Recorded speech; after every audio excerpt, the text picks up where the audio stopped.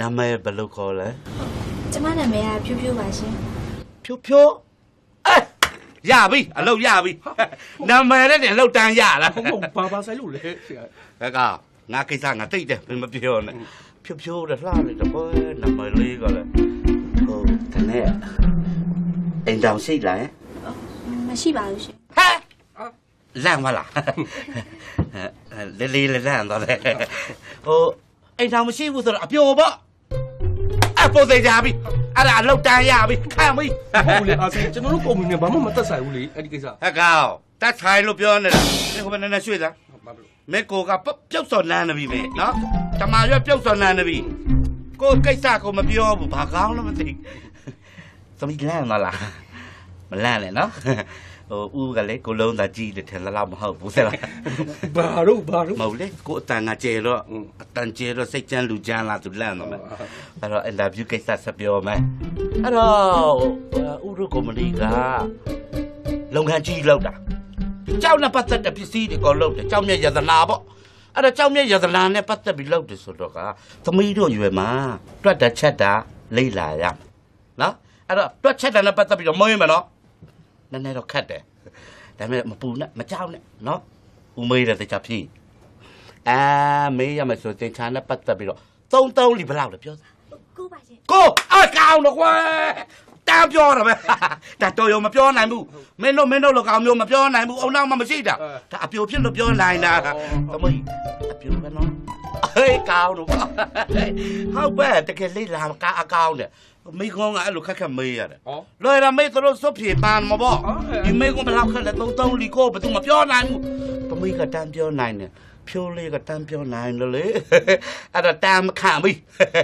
နော်သမီးကိုဥပြူးတယ်ကြိုက်လားမဟုတ် ပြူးတာ ဥအင်တာဗျူးတယ်ကြိုက်လားလို့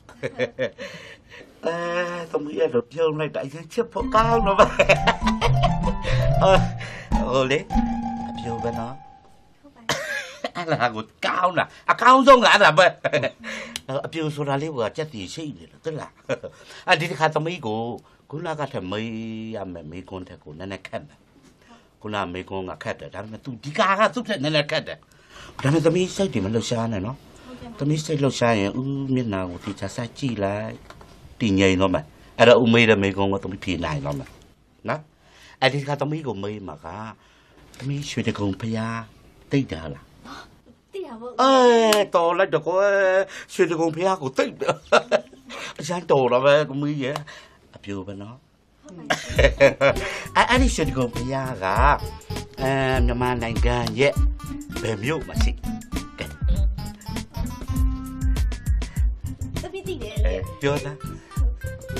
မိုးကောင်းပါ တော်လိုက်မဟုတ်လေမဟုတ်သမီးသမီးဟိုထိုက်ပေါ်ရောက်တော့တောင်တဲရောက်တော့ပြီးအောက်ပြန်ဆင်းလိုက်နော်ရတယ်သမီးရတယ်အေးစီစီပဲဘာဖြစ်အဖြေရတယ်ဒီတောက်မယ် မန္တလေးမှာ ဟုတ်ပြီခုံချလိုက်ပြီသဘောကျတယ်အမြင်ကအောက်ကျလာပြီဆိုသမီးအဲ့ဒီတိုင်းတက်ဆက်သွားလိုက်ရောက်ခံနေမယ်နော်ရောက်မယ်အဲ့တိုင်းသွား နေပြီးတော့ ဟုတ်ပြီ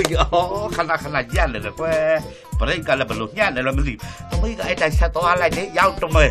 တယ်လေရောက်ခံနေလို့လောက်ဆက်သွားလိုက်နော်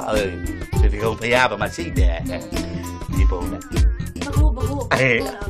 ခု ဒုက္ခပဲ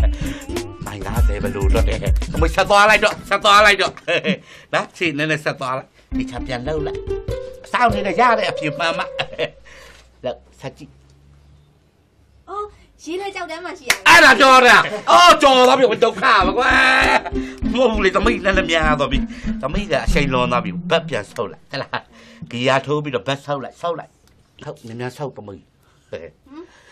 ဟိုမှာလေတာဂီတာမှာ ဟုတ်တော့ဗောဒုက္ခပဲသမီးဆုပ်တယ်နဲတယ်ခဏများဆုပ်ဆုပ်လိုက်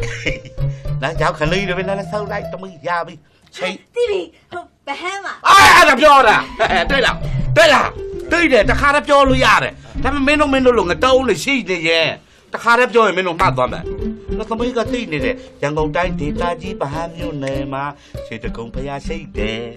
နော်သမီးကသိတယ်ဒါပေမဲ့သမီးကရှောက်ပြောတယ်ဗာလဲ အိုမိုးကောက်တို့ပြီးတော့မန္တလေးရောက်တဲ့နေပြည်တော်ကနေဖြတ်ပြီးတော့ကြောက်တန်းတော့သွားလိုက်သေးတယ်ဒါပေမဲ့ तू သိနေတယ်လေသိနေတဲ့ကိစ္စမပြောတာတော်လိုက်တဲ့သမီးရဲ့အဲ့ဒီမျိုးလုံးလေးကစားတာကချစ်စရာကောင်းတော့သိတာအဲ့ဒါလေသမီးကိုဦးရဲ့ကုမ္ပဏီမှာအလုပ်ခန့်လာပြီမနေ့ဖန်ကစားပြီးအလုပ်ဆင်းလို့ရပြီ တကယ်တော့ တကယ်ပြောတာသမီးကပြောတယ်မဟုတ်လားအဲ့ဒီကြီးလိုက်တာပေါ့ဆွဲလမ်းမကောင်းလားပြောကနော်ပြီးတော့သမီးကိုမနေ့ကသမီးလည်းမတောင်းပြောမယ်သမီးကဘာလုပ်ရမလဲဆိုတော့ဦးရဲ့ပထဝီလောက်